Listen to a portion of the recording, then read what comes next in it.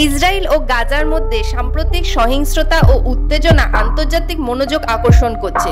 গোটা বিশ্বের মানুষ দেখতে পাচ্ছে পরিস্থিতি নিয়ন্ত্রণের বাইরে চলে গেছে। ইউএসএ, ইউরোপিয়ান ইউনিয়ন ও অন্যান্য বড় বড় শক্তিগুলি পরিস্থিতি নিয়ন্ত্রণ করার চেষ্টা করেও বিফল হচ্ছে। পরিস্থিতি সংকটাপন্ন এবং অনেকেই জানতে চাইছে এর উৎস কি। নমস্কার বন্ধুরা, আমি সুস্মিতা। আজকে আপনাদের সঙ্গে এই বিষয়ে আমি আলোচনা করতে চলেছি। ইসরায়েল এবং গাজা সংঘর্ষ কোনো নতুন ঘটনা নয়, বহু বছর ধরেই এই যুদ্ধ চলছে, কিন্তু বর্তমানে এটি একটি ভয়াবহ রূপ নিতে চলেছে। 7ই অক্টোবর 2023 ছিল একটি ছুটির দিন, শনিবার। হঠাৎ করে ভোরবেলায় গাজা থেকে 6000 জনের একটি সশস্ত্র বাহিনী বর্ডার লঙ্ঘন করে ইসরায়েলে ঢুকে পড়ে। সঙ্গে ছিল 4300টি রকেট এবং যানবাহন চালিত প্যারাগ্লাইডার। এরা ছিল হামাসের সশস্ত্র সেনাবাহিনী। হামাস কারা বা কি করে তারা এলো এবং কেনই বা তারা এত হামলা করছে সেটা একটু পরে বলছি। তারা 119টি জায়গা দিয়ে ইসরায়েলে ঢুকে পড়ে এবং কমিউনিটি হল সহ বিভিন্ন জায়গায় নির্মমভাবে ফায়ারিং স্টার্ট করে। এতটাই ভয়াবহ ছিল যে গ্লোবাল টেরোরিজম ইন্ডেক্সের 11তম এডিশন অনুযায়ী ওয়ার্স্ট টেরোরিস্ট অ্যাটাকস ইন 2023 এর প্রথম স্থানে জায়গা করে নেয়। এই অ্যাটাকে প্রায় 1200 জন মানুষের মৃত্যু হয়, যার মধ্যে 695 জন ছিল সিভিলিয়ান অর্থাৎ সাধারণ নাগরিক, 38টি শিশু এবং 373টি সিকিউরিটি ফোর্স। আহতদের সংখ্যা আরও বেশি। শুধু তাই নয়, 250 জন মানুষকে বন্দি বানানো অর্থাৎ হস্টেজ বানানো হয়। মধ্যপ্রাচ্যে ভূমধ্যসাগরের তীরে অবস্থিত ছোট্ট একটি দেশ হলো ইসরায়েল। 14ই মে 1948 সালে দ্য স্টেট অফ ইসরায়েল প্রতিষ্ঠিত হয়, কিন্তু ঠিক পরের দিনই Egypt, Syria, Iraq, Lebanon, Jordan সমস্ত প্রতিবেশী দেশগুলি তার উপর যুদ্ধ ঘোষণা করে দেয়। প্রথম দিন থেকেই যুদ্ধ। কিন্তু কেন?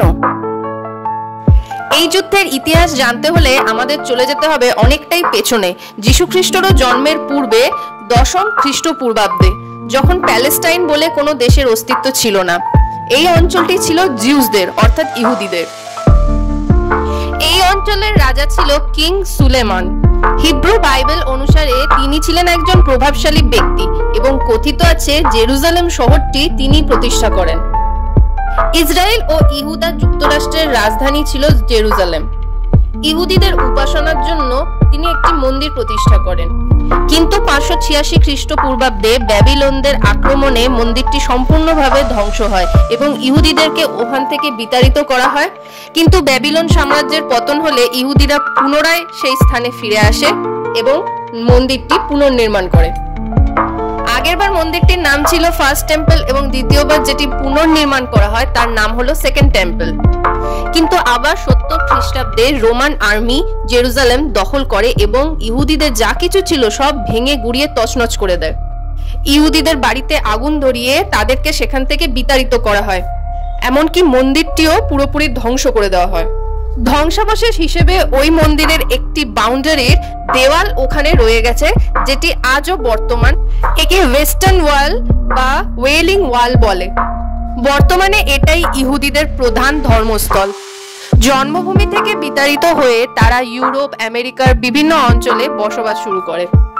বন্ধুরা, তোমরা হয়তো জানো জেরুজালেম শহরটি ইহুদি, খ্রিস্টান এবং ইসলাম ধর্মের নিকট খুবই তাৎপর্যপূর্ণ। বর্তমানে ইহুদিদের সেকেন্ড টেম্পলের ধ্বংসাবশেষের উপর দ্য ডোম অফ রক এবং আল আকসা মসজিদ রয়েছে, যা ইসলাম ধর্মের মানুষদের জন্য খুবই পবিত্র স্থান। এখান থেকেই হযরত মুহাম্মদ স্বর্গের উদ্দেশ্যে পা বাড়িয়েছিলেন। এই গোটা এরিয়াটাকে টেম্পল মাউন্ট বলা হয়। আবার এই জেরুজালেমেই যীশুখ্রিস্টকে ক্রুশবিদ্ধ করা হয়েছিল, তাই খ্রিস্টান ধর্মের মানুষদের জন্য খুব ইম্পর্টেন্ট। তাহলে বুঝতে পারছো তো বন্ধুরা, ইহুদিরা ইসরায়েল ছেড়ে ইউরোপ, আমেরিকায় বসবাস করতে শুরু করে, রোমানরা জেরুজালেম দখল করে এবং ইসরায়েল নামটি পাল্টে করে দেয় প্যালেস্টাইন। ধীরে ধীরে রোমান সাম্রাজ্যের অবসান ঘটে। রোমান সাম্রাজ্যের পরে আসে বাইজেন্টাইন সভ্যতা। বাইজেন্টাইন সভ্যতার পরে আসে মুসলিমরা, উমাইদ, আব্বাসিদ, তারা দখল করে প্যালেস্টাইন এবং তারপরে অটোমান সাম্রাজ্য। ইহুদিরা সেখানে কেবলমাত্র মাইনরিটি সম্প্রদায় হিসেবে থেকে যায়। কিন্তু প্রবাসী ইহুদিরা কোনোদিনই তাদের জন্মভূমিকে ভুলতে পারেনি। তারা পৃথিবীর যে প্রান্তেই থাকুক, জেরুজালেম যেদিকে আছে সেই দিকে মুখ করেই প্রার্থনা করত। লক্ষ লক্ষ প্রবাসী ইহুদি স্বপ্ন দেখত যে তারা একদিন তাদের মাতৃভূমিতে ফিরে যাবে এবং সেখানে তাদের এক স্বাধীন রাষ্ট্র প্রতিষ্ঠা করবে। এই জাতীয়তাবাদী মনোভাব থেকেই জন্ম হয়েছিল জিওনিস্ট বা জিওনিজম। ইতিমধ্যে শুরু হয়ে যায় প্রথম বিশ্বযুদ্ধ। গোটা পৃথিবীর শক্তিশালী দেশগুলি দুটি গোষ্ঠীতে ভাগ হয়ে যায়, মিত্র শক্তি এবং কেন্দ্রীয় শক্তি। England, France, Russia, Italy, America, Japan, Portugal, Greece ইত্যাদি দেশগুলি ছিল মিত্র শক্তির অংশ। জার্মানি, অস্ট্রিয়া, হাঙ্গেরি, বুলগেরিয়া, ওসমানিয়া এরা ছিল কেন্দ্র শক্তির অংশ। এবারে ইহুদিরা তো বিভিন্ন দেশে ছড়িয়ে ছিটিয়ে ছিল, তাই তারা যে দেশে বসবাস করছে সেই দেশকেই সাপোর্ট করেছে। আমেরিকার ইহুদিরা আমেরিকার হয়ে যুদ্ধ করেছে, জার্মানির ইহুদিরা জার্মানির হয়ে যুদ্ধ করেছে এবং রাশিয়ার ইহুদিরা রাশিয়ার হয়ে যুদ্ধ করেছে। কিন্তু যুদ্ধ শেষে যখন জার্মানি হেরে গেল, তখন সব দোষ গিয়ে পড়লো ইহুদিদের ওপর, যে তারা নাকি যুদ্ধক্ষেত্রে বিশ্বাসঘাতকতা করেছে। শুরু হলো ইহুদিদের ওপরে নির্মম অত্যাচার, যা কারোর জানতে বাকি নেই। 1917 সালের 2 নভেম্বর ব্রিটিশ সরকার ব্যালফোর ডিক্লারেশন নামে একটি ডিক্লারেশন প্রকাশ করলো, যাতে ব্রিটিশ সরকার প্যালেস্টাইনে ইহুদিদের ন্যাশনাল হোম প্রতিষ্ঠার প্রতি সমর্থন জানায়। এইরূপ ঘোষণার পেছনে বেশ কয়েকটি গুরুত্বপূর্ণ কারণ ছিল। এর মধ্যে ফার্স্ট কারণ ছিল আমেরিকা এবং রাশিয়াতে যে ইহুদি সম্প্রদায়রা বসবাস করে তাদের সমর্থন অর্জন করা। দ্বিতীয়ত, মিডল ইস্টে তাদের অবস্থান শক্তিশালী করা। আর তৃতীয়ত, জিওনিস্ট নেতাদের আন্দোলন।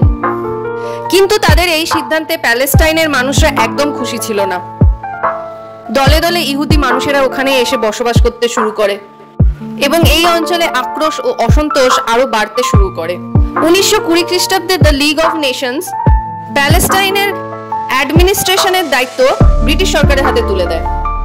একে বলা হয় দ্য ব্রিটিশ ম্যান্ডেট। এই ব্রিটিশ ম্যান্ডেট ছিল ডুয়াল নেচার। একদিকে তারা যেমন প্যালেস্টাইনের অ্যাডমিনিস্ট্রেশনের দায়িত্ব নেবে, অন্যদিকে তাদের দায়িত্ব ছিল জিউসদের জন্য একটি হোমল্যান্ড প্রতিষ্ঠা করা। ইহুদিরা বিপুল পরিমাণে এখানে আসতে শুরু করে এবং জমি কিনতে শুরু করে। দেখতে দেখতে তাদের সংখ্যা 6000 থেকে 6 লাখ হয়ে যায়। আজকের দিনে আমরা যে যুদ্ধ অশান্তি দেখতে পাই এই অঞ্চলে, তার উৎস কিন্তু ব্যালফোর ডিক্লারেশন। 1940-এর দশকে আরব সম্প্রদায় ও ইহুদিদের মধ্যে উত্তেজনা তীব্র আকার ধারণ করে। ইহুদিদের স্বায়ত্তশাসিত রাষ্ট্র প্রতিষ্ঠার তীব্র আকাঙ্ক্ষা, আরব সম্প্রদায়ের তীব্র প্রতিবাদ ও ব্রিটিশের অক্ষমতার কারণে ইউনাইটেড নেশনস এই ব্যাপারে ইনভলভ হতে বাধ্য হয়। ভারতের স্বাধীনতার ঠিক কিছুদিন পরে 29 নভেম্বর 1947 ইউনাইটেড নেশনসের জেনারেল অ্যাসেম্বলিতে প্যালেস্টাইনের ইউএন পার্টিশন প্ল্যান প্রস্তাবিত হয়। এই প্রস্তাব অনুযায়ী প্যালেস্টাইনকে দুটি পৃথক রাষ্ট্রে ভাগ করা হবে। 45% প্যালেস্টাইন এবং 55% জিউদের অধীনে থাকবে এবং জেরুজালেম একটি আন্তর্জাতিক শহর হিসেবে ইউএন এর কন্ট্রোলে থাকবে। কিন্তু আরব রাষ্ট্রসমূহ এবং প্যালেস্টাইনের আরব নেতারা এই পরিকল্পনা প্রত্যাখ্যান করে। কিন্তু তা সত্ত্বেও 14 মে 1948 ইসরায়েল স্বাধীন রাষ্ট্র হিসেবে ঘোষিত হয় এবং তার পরের দিনই পার্শ্ববর্তী আরব রাষ্ট্রগুলি ইসরায়েলের ওপরে যুদ্ধ ঘোষণা করে। বন্ধুরা, ভিডিও শুরুতে আমি বলেছিলাম না যে স্বাধীনতার ঠিক পরের দিনই কেন তার পার্শ্ববর্তী দেশগুলি ইসরায়েলের ওপরে হামলা করে? এই হচ্ছে তার উত্তর। তারা ভেবেছিল যে একত্রে খুব সহজেই ইসরায়েলকে হারিয়ে দেবে, কিন্তু হয়েছে ঠিক তার উল্টো।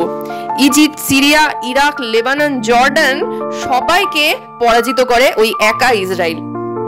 তারা খুব ভালো করে জানতো যে এই যুদ্ধে যদি জিততে না পারে তাহলে বিশ্বে আর কোনোদিনই কোথাও তাদের ঠাঁই হবে না। 1 বছর ধরে এই যুদ্ধ চলে। এই যুদ্ধে তারা তো জিতেই যাচ্ছিল, উল্টে যে সমস্ত জায়গা প্যালেস্টাইনদের ছিল সেই জায়গাগুলিও দখল করে নেয়। এই যে দেখো, এই গাজা স্ট্রিপ আর ওয়েস্ট ব্যাংক ছাড়া প্রায় পুরো প্যালেস্টাইনই ইসরায়েলের দখলে। প্রায় 7.5 লাখ প্যালেস্টাইনিকে ওখান থেকে জোর করে ভাগিয়ে দেওয়া হয়। পরে ইউএন এর নির্দেশে তারা যুদ্ধবিরতি করে এবং এই যে দেখছো এইটাকে বলা হচ্ছে আর্মিস্টিক লাইন। এটা হচ্ছে প্যালেস্টাইন এবং ইসরায়েলের বর্ডার। দেখতে পাচ্ছ তো বন্ধুরা, ইসরায়েল কতটা দখল করে নিয়েছে। সাময়িক যুদ্ধবিরতি হলেও ইসরায়েল এবং প্যালেস্টাইনের এই কনফ্লিক্টের কিন্তু বিরতি হয়নি। যুদ্ধে প্যালেস্টাইনের মানুষদেরই ক্ষতি বেশি হয়েছিল, মারাও গেছিল বেশি। 1967 সালে আরব কান্ট্রিগুলি আবার ইসরায়েলকে আক্রমণ করে এবং পুনরায় ইসরায়েল তাদেরকে হারিয়ে দেয়। এবারে তো ইসরায়েল গাজা স্ট্রিপ আর ওয়েস্ট ব্যাংকটাও দখল করে নেয়, পার্শ্ববর্তী দেশ সিরিয়ার কিছু অংশ এবং সবথেকে ইম্পর্টেন্ট জেরুজালেম দখল করে নেয়।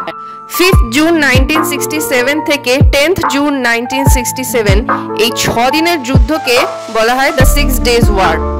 যুদ্ধে সবথেকে বেশি যাদের ক্ষতি হয় তারা হচ্ছে সাধারণ মানুষ। এবারে প্রায় 20 লাখ প্যালেস্টাইনের মানুষ ঘরছাড়া হয়। এইখান থেকেই জন্ম হয় হামাস। কাহানি মে টুইস্ট। আজকের ভিডিও এই পর্যন্তই, আবার দেখা হবে পরের ভিডিওতে। ততক্ষণ পর্যন্ত জানার আগ্রহ বজায় রেখো বন্ধুরা।